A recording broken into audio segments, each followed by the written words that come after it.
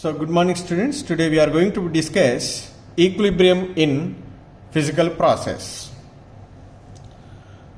So, generally we know that the substance can exist in three physical states, namely solid, liquid and gas.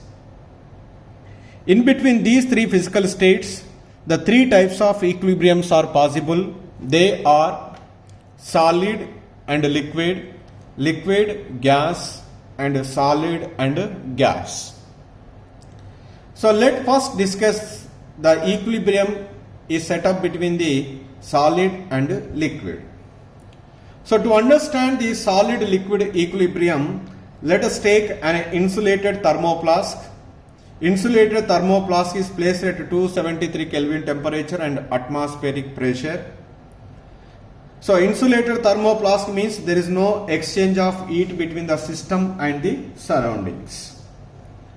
And in this insulated thermoflask, let us place some quantity of ice and water. So here we need to be maintain the temperature is constant. As long as the temperature remains constant, that is 273 Kelvin temperature, there is no change in the mass of ice and water. That means there is no change in the mass of ice and water means there is no change in the any quantity at equilibrium. No, that is not correct. There is a continuous changes takes place at equilibrium, that is microscopic level. At macroscopic level, whatever it is appear to our naked eye, that is not correct. That means when we look at very carefully, that is a microscopic level, what is happened is some molecules of liquid water are colliding with the ice molecules. As a result, these liquid water molecules are stick onto the ice. That means they are converted into the ice. At the same time, the molecules of ice are going into the water. That means both the processes takes place. The conversion of ice into water, water into ice, both are takes place at equilibrium stage. But whatever the number of molecules of ice are going into the water liquid, the same number of liquid water molecules are going into the ice.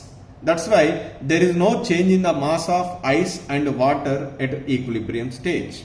That means, so the ice is converted into the water, that is called here melting. Water is converted into ice is called freezing. The rate of melting is equal to rate of freezing. That's why there is no change in the mass of ice and water at equilibrium. That equilibrium we are called as a solid liquid equilibrium. So as long as the temperature remains constant, an equilibrium exists between the ice and water, and at this equilibrium there is no change in takes place is not correct. There is a change in takes place, but the change in takes place rate is the same. That is, the rate of melting is equal to rate of freezing. And the temperature at which, so this ice and water are in equilibrium, that is called a freezing point of water. Suppose in generally you can apply not only water, let us take any sample. Then the temperature at which the solid and liquid phases are at equilibrium at atmospheric pressure, that is called as a freezing point. So like that we can define. So the another one is the second type of equilibrium, liquid vapor equilibrium or liquid gas equilibrium. To understand this liquid vapor equilibrium or liquid gas equilibrium, let us take a closed vessel which is connected to the manometer. This manometer is help us to change in the pressure. What is happen is, first let us take certain quantity of a water in a closed vessel which is connected to the manometer, and this is the initial stage. When the evaporation process is started, what is happened? these water molecules are going into the vapor phase. So these vapor molecules do not leave this container because it is in a closed container, so that these vapor molecules are occupying the empty space is available in the closed container. So that here, as the evaporation process proceeds, the number of vapor molecules in the vapor phase is increases, that will be resulted into increasing the pressure. Before evaporation, the level of mercury in both the left and right limbs of manometer is the same. Once the evaporation procedure is started, the number of vapor molecules are increases, that will be resulted into increasing the pressure. That is, we can observe by changing the level of mercury in the right limb. That is clearly indicates the pressure is increases. As the evaporation is continuous, more number of vapor molecules are present here, and more vapor pressure we can observe by increasing the level of mercury in the right limb of manometer. But at a particular stage, the pressure does not changes. After a certain time, what I am observing, the pressure does not changes even though some water is present in the closed container. So why the pressure does not changes even though some water is present in the closed container? So to understand that one, what is happened is, whatever the water molecules are converted into vapor, that vapor molecules are not stationary. They can move randomly in all the directions. During their random direction, they can strike the surface of a liquid water, so that they may be converted into the water molecules. And that means, in addition to the evaporation process, the condensation process is also takes place. So both the process takes place simultaneously. At a particular stage, the rate of evaporation is equal to rate of condensation. Once the rate of evaporation is equal to rate of condensation, the number of vapor molecules in vapor phase become constant, even though some water is present. When the number of vapor molecules is become constant, the pressure is also become constant. So that means when the pressure is become constant, then what we are observed means there is an equilibrium is exist between the water liquid and water vapor.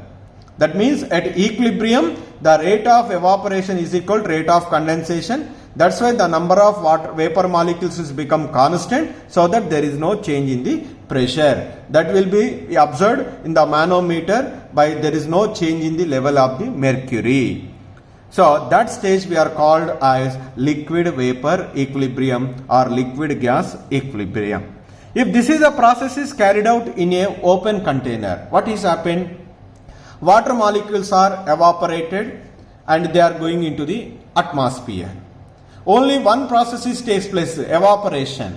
Is it condensation process takes place? No, the condensation process does not take place. That's why in the open vessel, generally the equilibrium is not achieved. This is the another point we need to be remember in liquid vapor equilibrium. In liquid vapor equilibrium, at equilibrium, the rate of evaporation is equal to rate of condensation. If this evaporation process is conducted in an open vessel, the equilibrium is not achieved. Here one more point we need to be remember, during this evaporation process we need to be maintain the temperature is constant. As the temperature is constant, so the pressure exerted by this vapor at equilibrium is called as vapor pressure, and that vapor pressure is always become constant. Once you are changing the temperature, more number of molecules are evaporated, more vapor molecules are absorbed in the vapor phase, that will be resulted into the increasing the pressure. As long as the temperature is remains constant, okay, so even though the water is present, the rate of evaporation is equal to rate of condensation at equilibrium stage. Once at equilibrium, if you are disturbing the temperature, so then immediately more number of water molecules are evaporated. Again, after a certain time, the rate of evaporation is equal to rate of condensation, but the resulting pressure is more than the previous one. That is the another point we need to be remember in liquid vapor phase or liquid gas phase equilibrium. So the third type is solid gas equilibrium. This solid gas equilibrium generally it is exists in systems where solid sublimes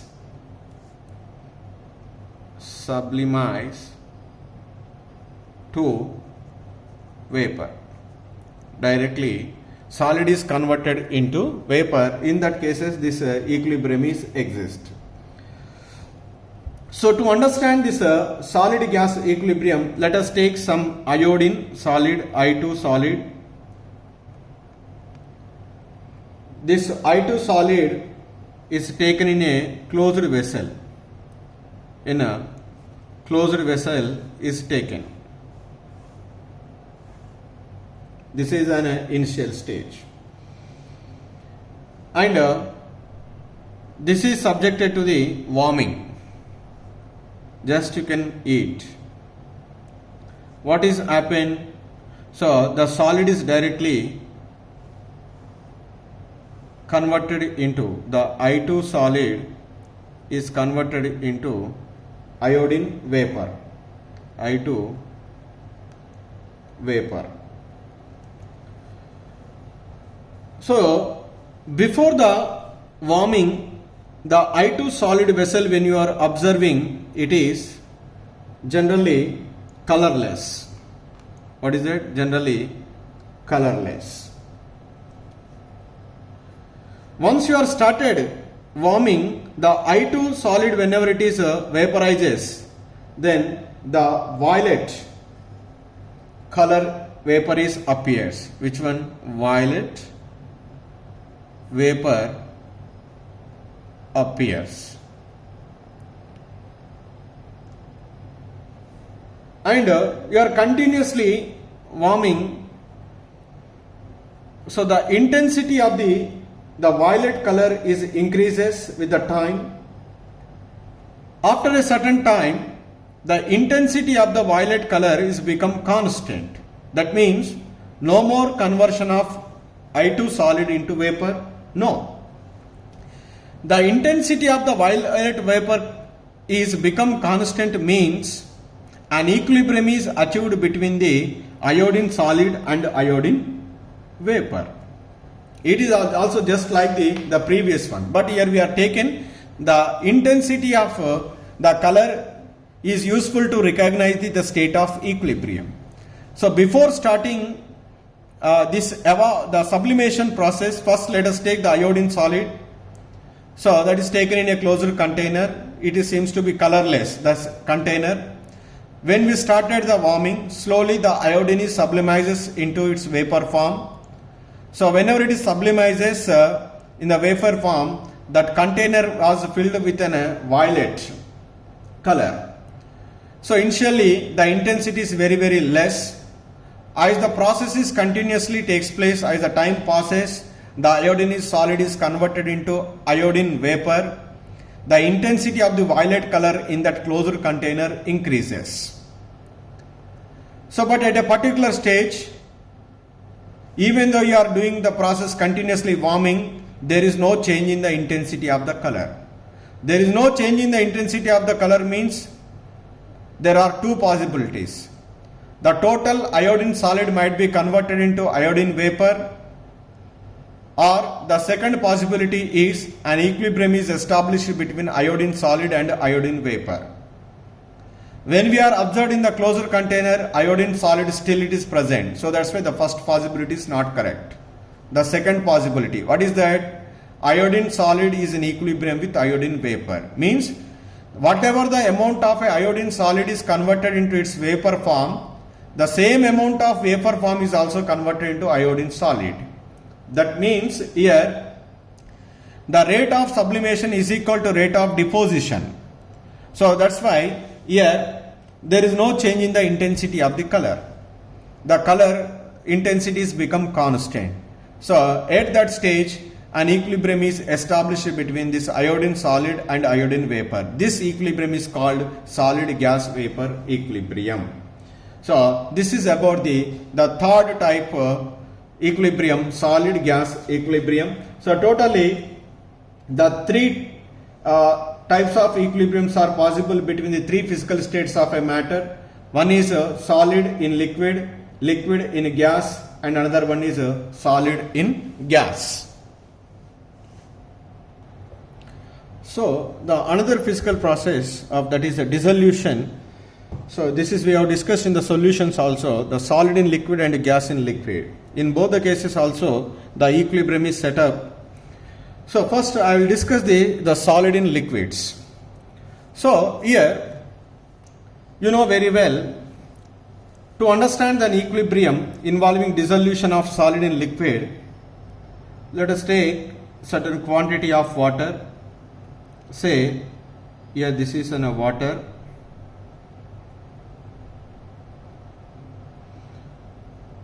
To this water we are adding a small quantity of sugar. Added small quantity of sugar.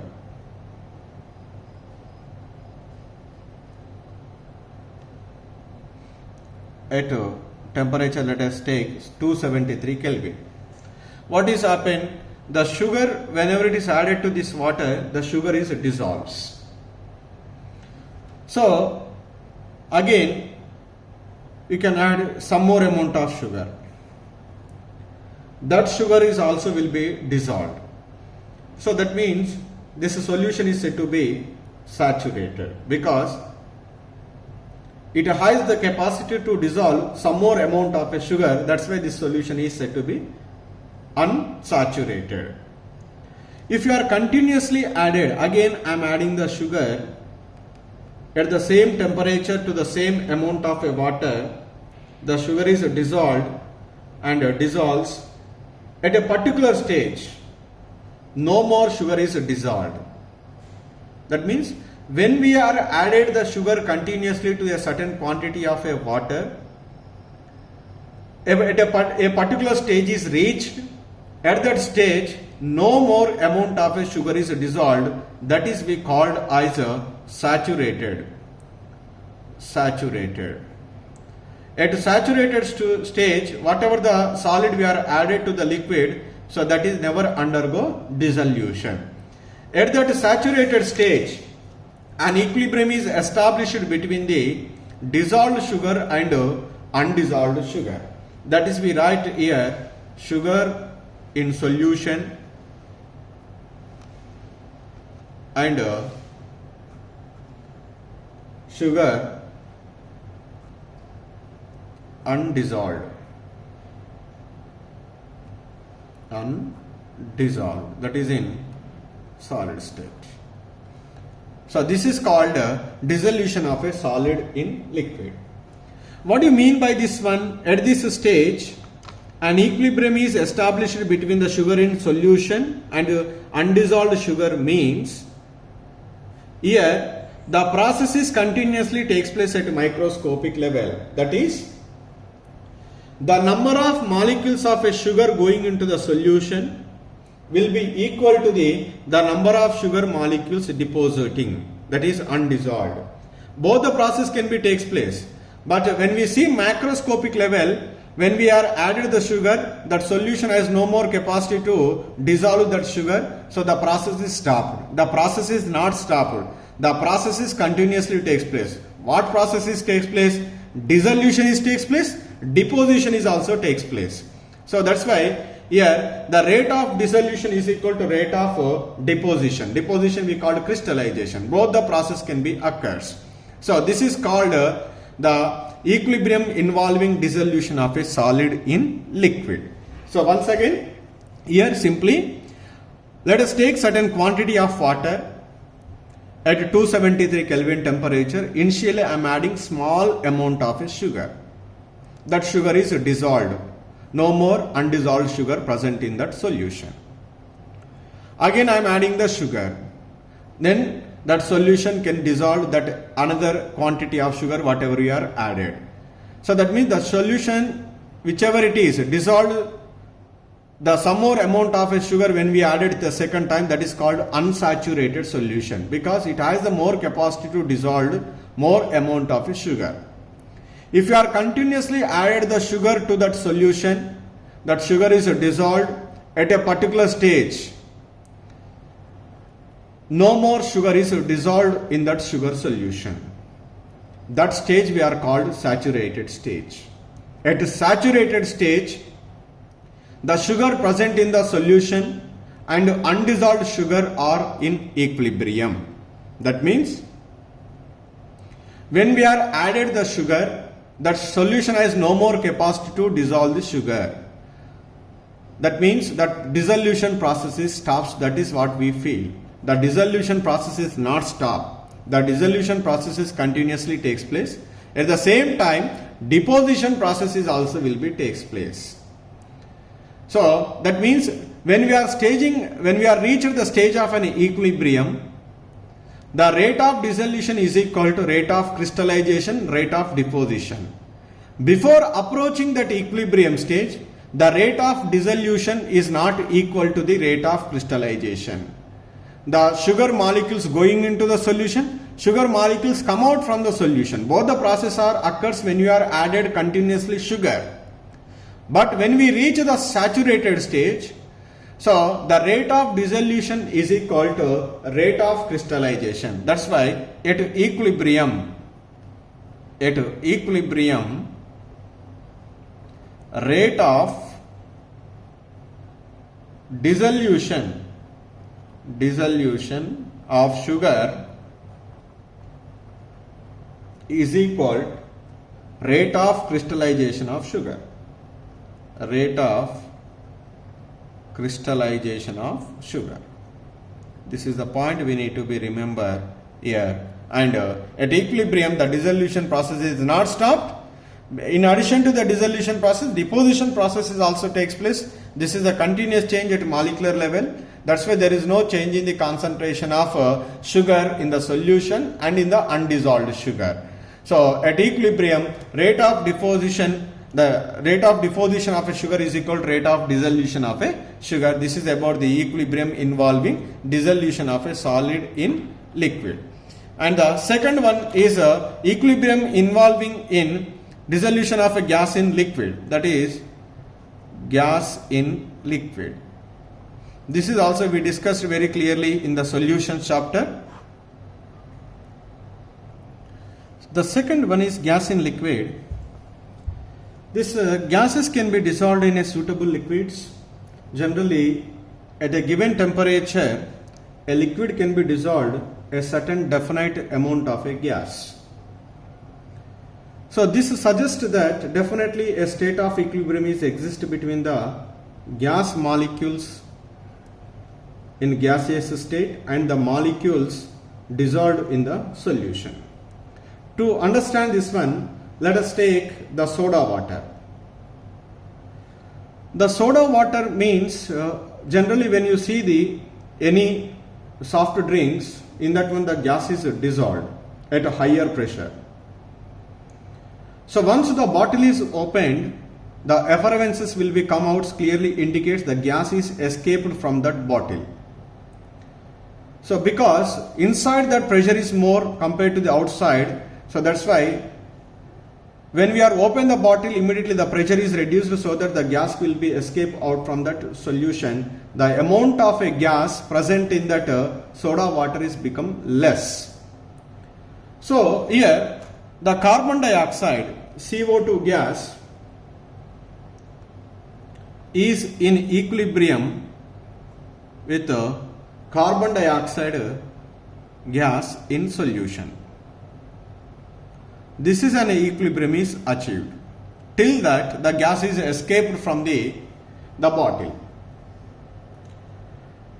The how much amount of a gas is dissolved in a particular liquid, that is depends upon the pressure. We have studied it, that is in terms of Henry's law.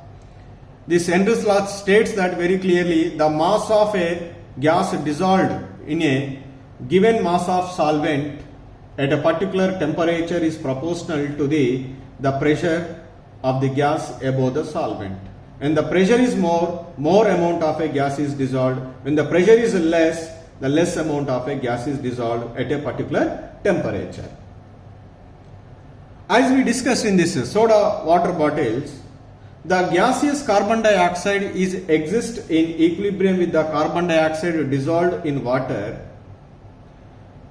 When I said, when we are open the bottle, what is happened? Normally the gas will be come out very fastly, because that gas is dissolved in that water at high pressure. That's why when once we are opened, so that will be come out with a greater pressure, it will be come outside. And as the gas will be come outside, so the pressure is decreases, finally it reaches the atmospheric pressure. When it reaches the atmospheric pressure, an equilibrium is exist between the carbon dioxide gas present outside, the carbon dioxide gas present in the solution. So this is an example for the gas dissolved in a liquid. So here I would like to say the point is gas dissolved, or the solubility of a gas dissolved in liquid depends upon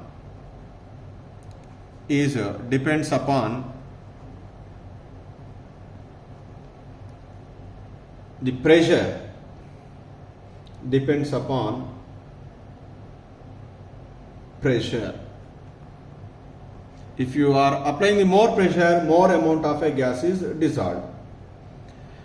The another point we can also write is the solubility of a gas. The solubility of a gas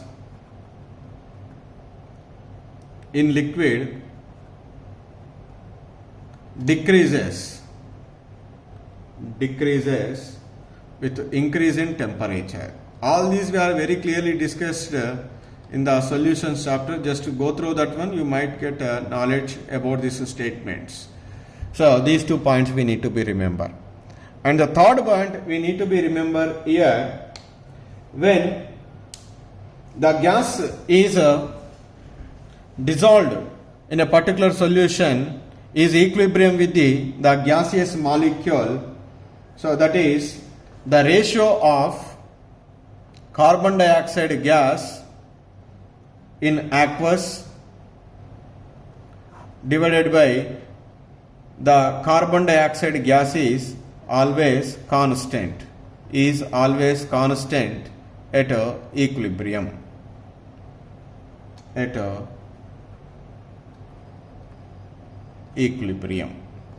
is a constant at equilibrium. But whereas in solids and liquids, which is constant, the solubility is constant.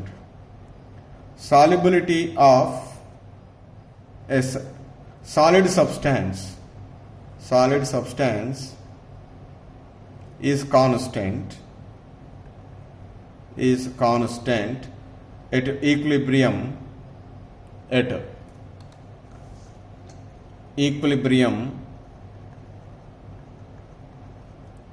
given temperature.